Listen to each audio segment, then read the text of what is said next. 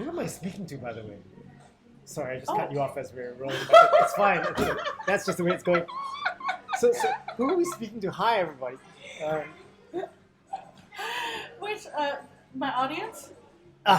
Yes. Global. Global. Of course, Yeah, yeah, it's okay. my Sorry, international global audience. Yeah, Yeah. It's Sorry. my international audience.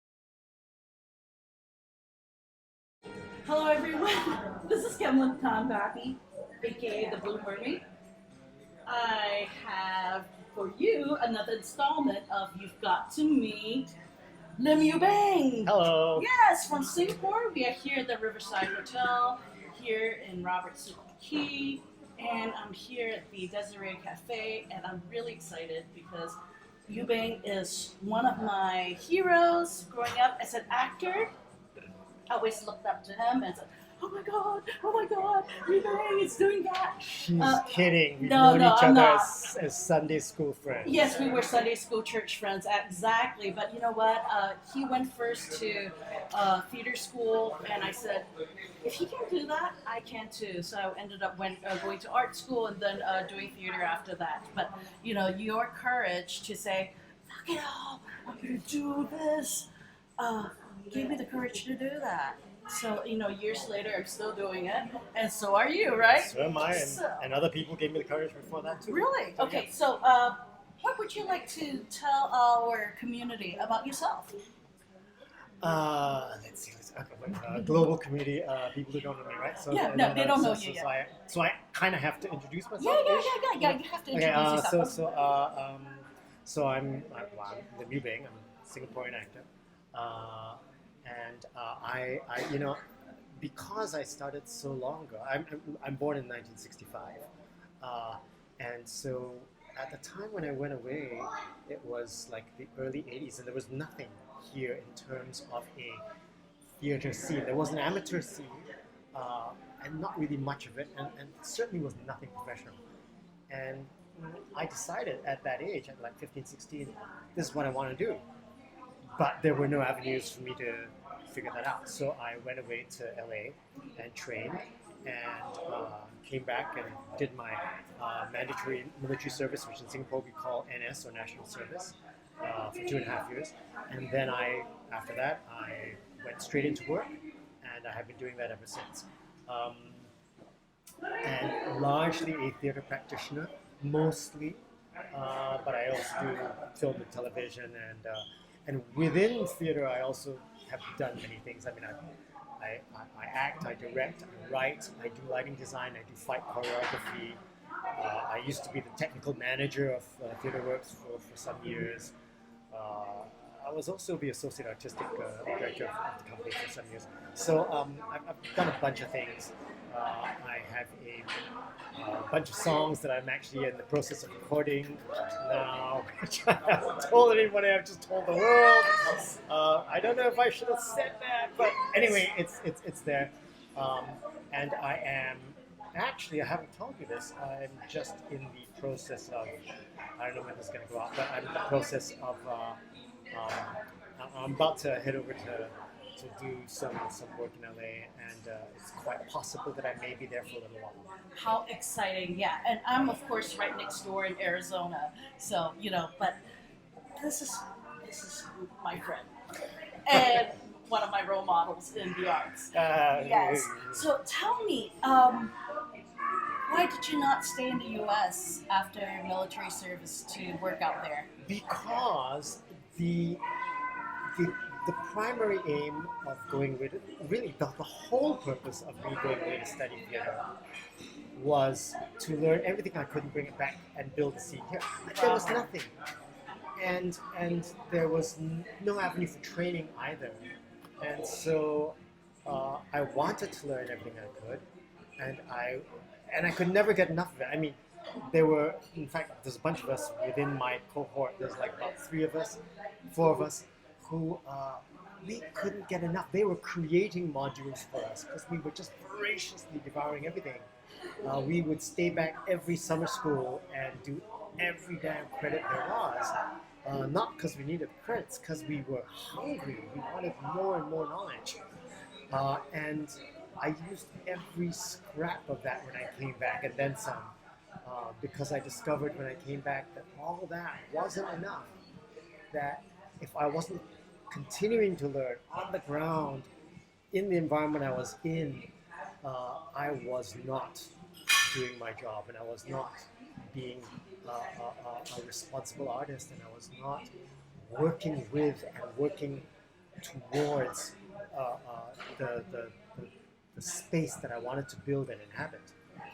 I hear so much commitment and passion, and why? Why is this important to us in Singapore? Why was it important to come home? First of all, because this is home, and you know, you may live somewhere else, but still home. Um, and I have a responsibility to it. I will also point out that I did serve national service, and I, I do, I would fight and die for this country. I still feel that sort of allegiance, although I think that the understanding of what that is perhaps more nuanced today than it was back then. But why? Because there wasn't one, and I wanted one here.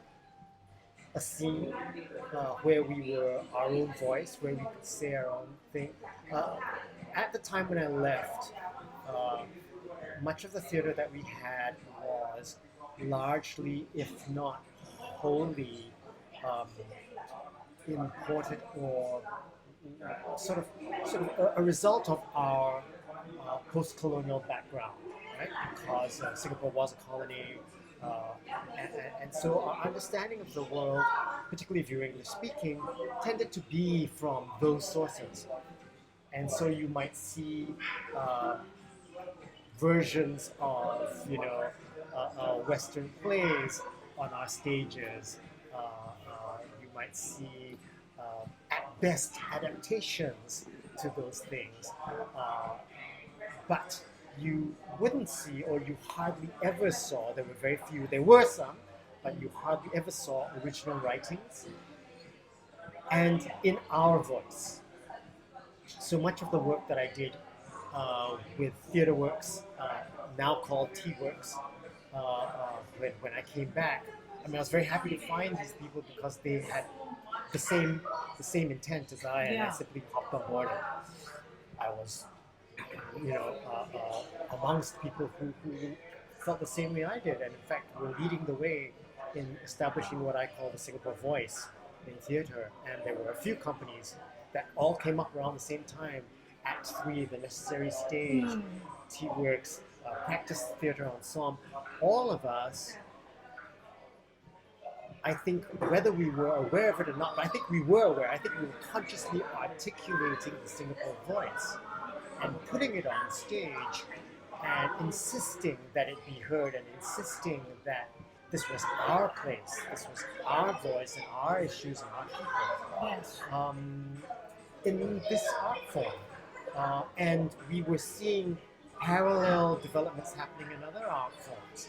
And it was a wonderful time, I think, for Singapore arts. Difficult though it was, and skimpy and meager though those times were, I think they, as people say, I miss the hungry years, or the bad old days. There is something about ourselves, I think, that shows up when the situation calls for it, and that tends to happen in the hungry years.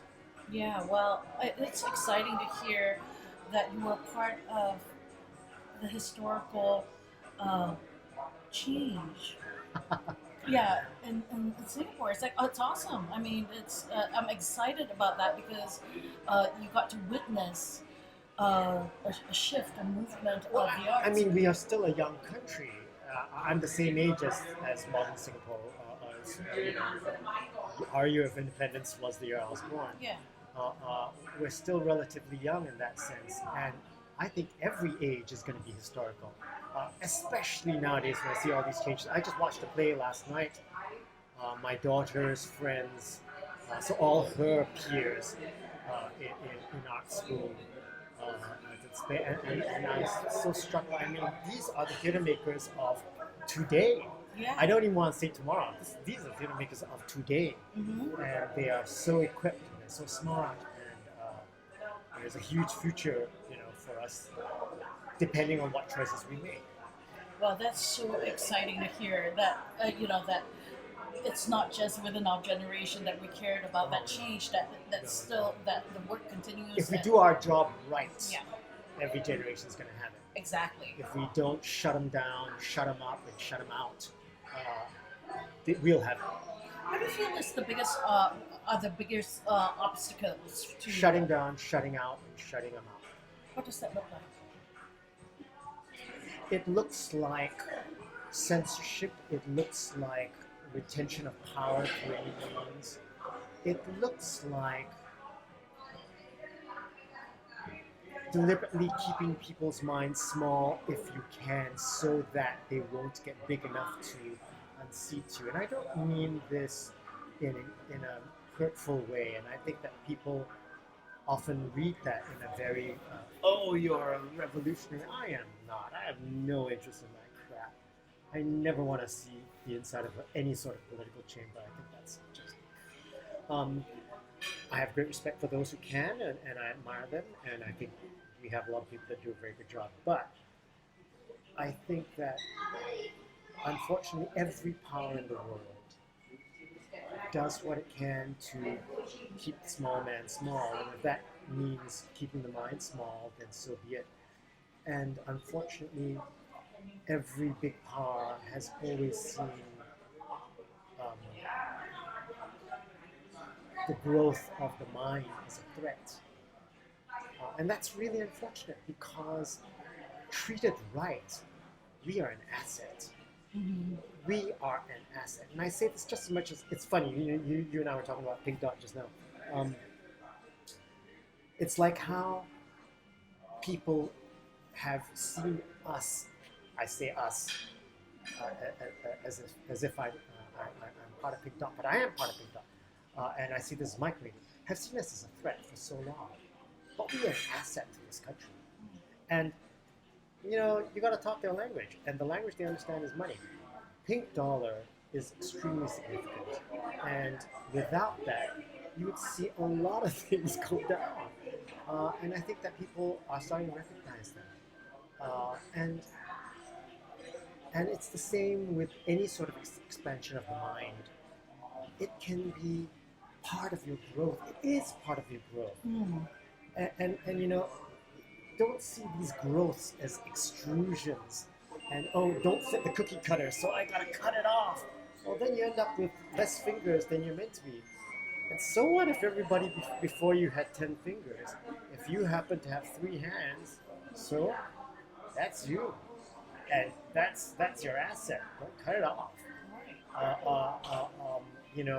If I think the fact that we are so normative, and I mean this in all ways, heteronormative, socio-normative, career normative, is an urge to cookie cutter things, and you're just cutting off all this dough that you're going to waste, and it's a waste. It's tragic. We're wasting human beings. We're wasting lives. resource, human Yeah. beings, minds and hearts that you could have had on your side, but because you made your side so small, you cut them out. And you're doing this to your children. Yes. These are our children. Our children. I was talking to you earlier. I can't remember how much of this went on camera. How much I was talking to you earlier about my daughter, who has grown up with parents who are both artists and who has been told, you can do anything. Just do it.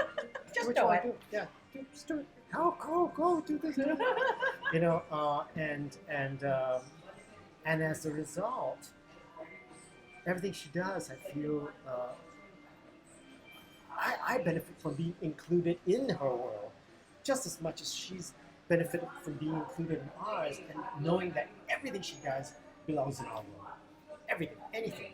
Sure, it belongs in my world. It belongs in my house. It's It the belongs intersections, right? Yeah. Our children, our parents, Yes. that we're we're lives. Yeah, and you may choose to intersection. keep some of that Right. separate. Of course you should. It's your life. You have your own whatever. But the fact that you know you can Yes. makes you call this home. Yeah. And if family is the microcosm of society, Yes. this is the same thing that we want to happen here. And you know, this is an oft-touted mantra here. Family is the microcosm of society, you know, the building block of society. Well, then, I'm offering you another way of thinking of family, because everybody around me who's heard me say some things that I say to my daughter, which are very liberal, are like, "How can you say that? What sort of parent are you?" You know, and I'm like, well, that's how I maintain the wholeness of her experience and our experience and our family life. You know, my ex-wife and I are divorced. We just all three of us had brunch this morning. We're still close. We still think of ourselves as a family. We're a family. We may not be normative. We may not be typical, but we're family. And it works. And it's inclusive. And it includes the other parts of us that, you know, that are not immediately there. Our partners are there. It includes that. That's a vision of society. Right. It's breaking out of the lines and boxes that are artificially imposed. Yeah. Who needs the cookie cutter? Why can't the cookie be this shape? Right. Well, Cookie cutters only exist for convenience and packing and stacking, and I don't need to be packed and stacked. right. Human beings were never meant to be packed and stacked. No, that's awesome. Tell me, we have a lot of artists out there, writers, actors, musicians. What is something that you would say to encourage them on their journey? You know, I am far from being the guy to ask this, because you know I know no more than anyone else, because I'm still looking, and I'm so okay. Let me So what are slightly you circumvent. looking? No. So what are you looking then? So maybe part of it is Well, I'm that, about to try to Yeah, tell okay. you in a sort of story form, kind of, sort of, and it's kind of. Some people may laugh at this, but I'm just gonna say it, because so a little known fact. Oh my gosh, I'm gonna say this to a global audience. say I've it. never said it to more than a small group of people at a time. But anyway, or like, you know, 4 friends around a drinking table. So at the time when, you know, we were just talking about this, at the time when I went away to study theater, a little known fact, but I actually was quite torn between. I mean, you know, I was going through a lot at the time, including a very strong sort of rediscovery of myself through and within the church. And so a serious consideration for me at the time when I went away studying was, do I want to do a major in theater or in religion? And I thought and prayed about it for a long time, and I decided that theater was my calling. And I went ahead and did that. And sorry, I'm going to digress slightly. And then within the first year, because, you know, it was a Christian university, we had to take some religious credits. I took those classes, and then the religion professor stopped me and pulled me aside after class and said, "What, young man, what is your major?" And I said, "Theater, sir." And he said, "Would you consider double majoring?" And I've never had anyone argue theology with me this way before. I said, "You don't understand. I just thought about this for a year." But okay, I went and thought about it, and I came back and I said, "No, I'm quite sure this is what I'm meant to do. I'm meant to do theater." And actually, truth be told, there were 3 things I considered to greater or lesser degrees. It was theater, religion, or journalism. And in the end, being the theater practitioner or the arts practitioner that I am, more and more I feel that actually all 3 of them were and are concerned with the same thing. Because all of them are concerned with, forgive me for paraphrasing, the search for and the subsequent sharing or communion of the truth. That's all it is. The arts, religion, journalism, to some degree, we're all concerned with the search for and the subsequent sharing of the truth. And I think that's what we do. So I'm always going to be searching because even the bits of truth you unearth, every nugget, it may bring you closer to a greater truth, but it's never the entire thing. There's so much more to find out. You know, the stuff we know today is miles ahead of the stuff we thought back then, what science afforded us then, or superstition or whatever. And it's far from complete. There's so much more we don't know. And I think the same is true of the human condition, which is the only thing I can speak to because I'm not a scientist. But I am an arbiter. No, I am a seeker of understanding of the human condition. And that's, I think, all we can do is to seek and express that in the hope of understanding it better.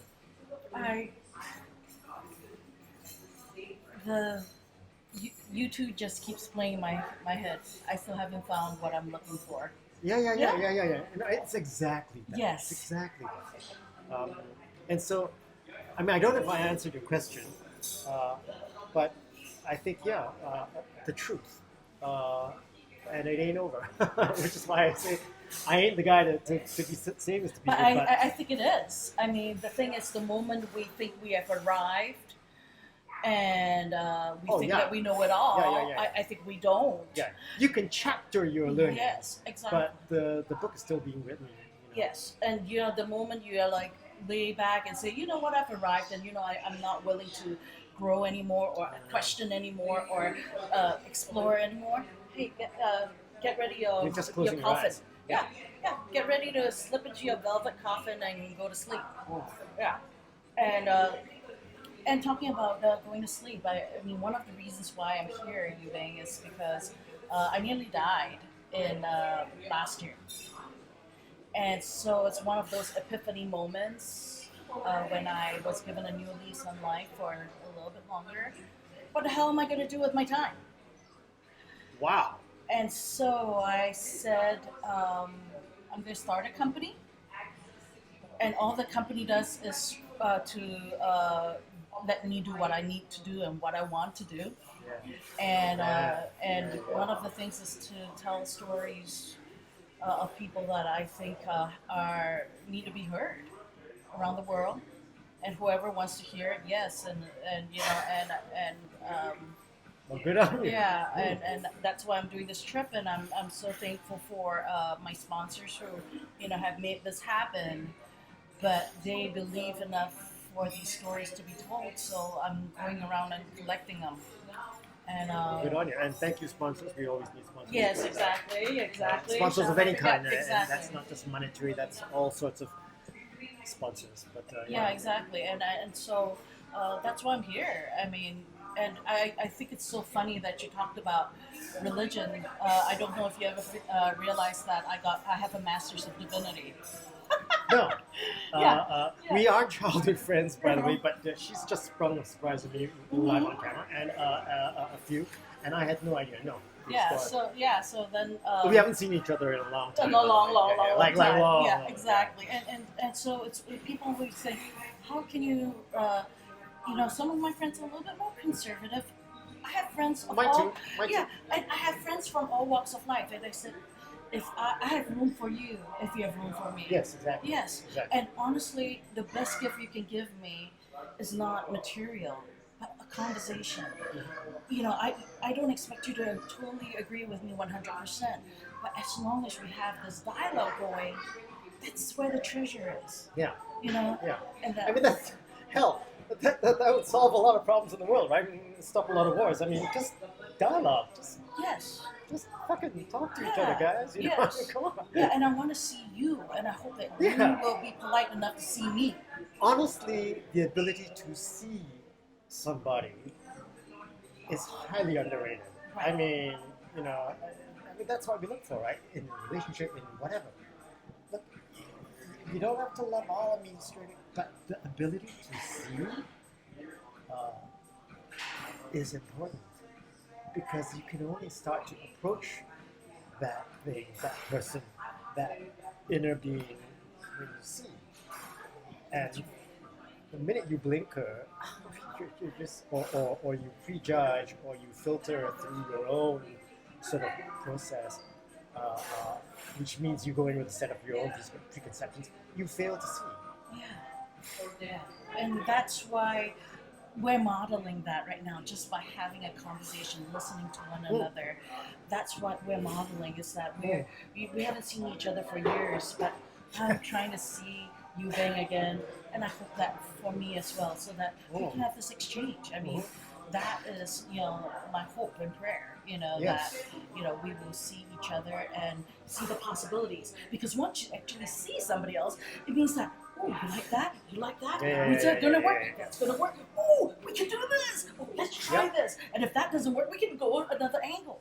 That's that's those possibilities that can happen when you're with someone that is creative and and creativity is not, ew, I can act, I can draw, I can paint. No, it's a person that can see the possibility. So it's interesting you mentioned that. So I just had dinner not long ago with an old friend. Okay, maybe I won't say her name on camera, but an old friend of ours. I don't know if you remember, who's a pastor, and it has a much more open mind than we associate with most pastors. Right. And we had a conversation not unlike this. And to me, that person is creative. That's a creative. Yes.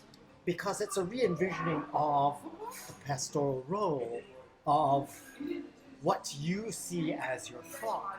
It's a re-envisioning of what you see as the truth. And I don't mean to pervert the truth by any means, which is what conservatives will say that is. I mean to understand that light filters through the fronds in different ways and through the water and breaks up, and you see the prisms break up into color, and you see shapes change, and it's the same damn light, guys. You're just seeing it through trees, through the water, through the lens, different people's lens, different people's eyes. It's still the same light. And this person that I had mentioned to you is, in my view, highly creative, because this is how this person brings light to people. Right, exactly. We're not Or shares light with yeah, we're not downing any occupation or call or people. vocation. There's no need to. There isn't. And you were talking about labels earlier and how we artificially, while labels are sometimes helpful because we are giving words to something Broad closer. categories, Yeah, right? exactly. But there's still going to be a million Exactly. subcategories within It's that. just descriptors, And or overlaps. Yes, exactly. But when those labels or words start separating people, they cease to be useful. And so, when they're like, oh, you're an arts advocate, so you need to play with these people. I said, hell no. I've got friends who are in finance. I have friends and who are creatives. Yeah. Because even within the different worlds, mathematicians, they see possibilities. Yeah. And they're willing to invite someone like me into their world. Mm-hmm. And that is exciting. I just digressing slightly, but riffing off that, I like to travel, and I do a lot of motorcycle traveling. And when you do that sort of two-wheel traveling, you're going by land, and so that gives you the advantage of seeing things change before your eyes. It's not like you fly somewhere and you land and it's a different place. Mm-hmm. It's you see this gradated change. You see faces change. You hear accents change. You hear languages change. You see the landscape change, but it's gradual. It's all gradual. And then you start to realize that these lines on the map are so man-made. They're so human-imposed, and they're erroneous, really, because the truth is, this is the landscape. And you've made me think it's this. You've made me think it's in some way binary. But it ain't. It's fluid, it's continuous, and hell, when you watch the waters ebb and flow, you can't tell me there's a hard line there. There is no hard line. No. And we create those hard lines out of simplicity or an urge to retain power or an urge to say this is yours, this is mine. But there is so much greater benefit to shared space and to communal understanding and to understanding the lay of the land as it is. In other words, going back to where this thing is coming from, why we need this word, what is the thing beneath that is calling out for this need of a name, whether it's a land or a country or a border or a person or a heart or their sexuality or their belief system. Why delineate if that's going to divide? You can help articulate if it's going to help you express, which I think we need to do, but you don't actually need to cookie cut. You have just made my heart puddle. Look, you have put into words my heart's crying. Yeah. I was experiencing a lot of paralysis and fainting because my mind had separated from my body, and essentially my body was shutting down. Mm-hmm. And so after rehab and going to a lot of therapy, I asked myself, what am I going to do? So I'm going around the world and looking for the inner children and playing with them. And so that's what I'm finding is talking to people, seeing the child and seeing, what do you want to do? What do you want to play? And it's been so much fun. I actually think that in my better self or in my better moments, that I am reacquainting myself with the child when it does happen, because and I actually feel that I need to, and that I would be so much better if I could more. I've always been frustrated with my when I look at myself as an artist. Oh hell, we're on camera. Fuck it, I'm just gonna say it. The things that I wish I did better were to be a child, to be subjective, to be at play, to be vulnerable, to be whole and convicted, more so than I am. Some might say, well, you kind of are, but I would like to be more. And I think that same assessment is actually what I think of my life. That I would like to do more of those things if I could. But it's all a journey, and it's daily choices and daily realizations and daily eye openers. So here's to more of them. That's right. So tell, this is one of those more pedantic questions, but what new projects are you going to be working on so that you can play? I don't know what I can say as well. Exactly. Or not, because there are, there's only certain things you can say. Yeah.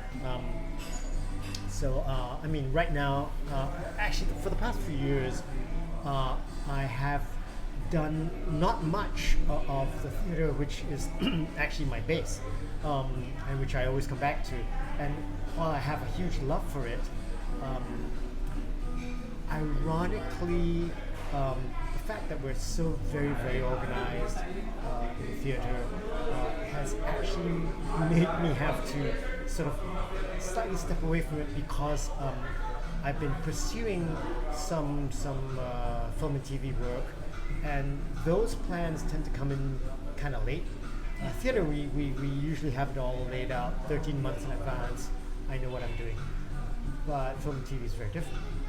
And so in order to be able to take some of those gigs, I've had to abstain from doing a little bit of theater, much as I love it, for a while. And so we'll see where that goes. It is yielding results. I am getting to do more of those projects which I'm currently interested in. And let's be frank, I'm interested in everything. Yes, you want to do it all. It's just that I've done a fair amount of this, and I've done a fair amount of this, and I kind of want to do a bit of this now. And so it's all still within the same realm as an actor, but just slightly different markets or different sectors, and seeing where that goes. Well, we definitely want to wish you all the best in your play. Thank you, Yes, thank and you. explorations. That's Thank so you. exciting. My last thing is, if you had one last thing to say to the world, what would you say? It's funny. I have a song which I hell, now that I've said that, I might have to remember what it says. I have a song which I did at the end of this gig that I did some years ago, and the gig was called, or the sort of mini showing or concert was called Notes to Self, and the song is actually Notes to My Young Self, and it was basically, hey you, hey me, you know, if I could speak to my Yes, 9-year-old yes. self, for example, right? See, I remember my 9-year-old self to be regarded by people around me as, oh yeah, what is this emo kid lah, you know? And I detest that phrase emo. Okay, I admit it didn't exist back then, but the equivalent of, right? Oh, you know, Yu Beng, he's a sensitive child, you know, and all that sort of thing. And I was, I suppose, but it was such a sort of mantle of well, not exactly shame, but it was, oh, he's the sensitive one. He's the one that's going to take everything too seriously. He's the one that's gonna, you know. And if I could say something to that person, that young person, I would say, it's okay. Who the hell cares? It's okay to feel what you feel. It's okay that your heart is so big that you feel more than you think you should feel. It's okay that it breaks and gets torn and ripped up and stitched back together, and expands and cracks and leaks and drips, and stains. It's okay because the next time you love bigger, your heart's bigger. Those scars, hey, you're old leather, man, just makes it beautiful. It's okay that you're feeling everything you feel. Be emo. It's fine. That's what I would say. Because it is that humanity that we just don't have enough of. And if we had enough of it, I think we would make better choices. I think if we had enough humanity, we would make better art, we'd make better governance, we'd make better world choices. So be emo. If that keeps you human, man, be emo. Everyone, I've had the most sacred time with Lim Yu Beng. Oh my gosh, my cameraman wants to interject. So you haven't seen Camden for some time. I have not seen Kemlin for a long time. What one question would you like to ask?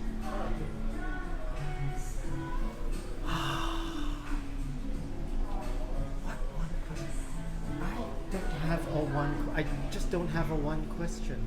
I just have a wide view, and I just take it all in, and that's it, man. What would you like to know more about? I want to know more about your book, which we're going to find out. Ooh. Which maybe you should show on camera. Yes. because, So this is Touching Tongues. It is a women's erotica anthology. And so one of the things in my life is I am a child abuse and rape survivor. So people will usually think how ironic and strange that as a survivor I'd be interested in erotica. So I write erotica because it's a part of my healing and to reclaim my body. I was about to say that. Yes. I was about to say that. Yeah, I'm reclaiming my body. And so one of the things I wanted to give to you is part of my journey. To imagine in positive ways. Yes. Yes. Yes, it's about body positivity. Yes. It's about sensuality positivity. It's about reclaiming things that were taken away from me and went at a very early age. Yeah. I know, and I'm close to some people with many of the same experiences, and I wish so much for that reclamation and the re-envisioning in beautiful and positive ways. So Yes. go you. Yeah, and so I'm a part of this anthology, and I love that. Yes, and I it goes love by that. my Chinese name Ting whenever I write erotica, and so this is for you. Thank you. I love this image too. I love it. Yes, Thank and you. so I promised you a copy of this, and my project coming up.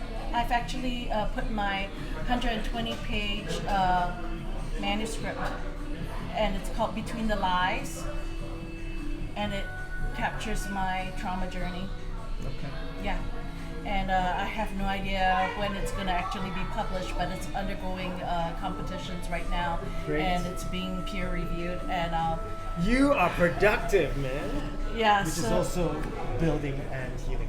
yeah, and I figured one of the other things of what do I want to do with the time I have left is I want to leave my story so that somebody else won't have to feel so alone. Yeah, Well, you're definitely not alone. yeah, I know, and oh.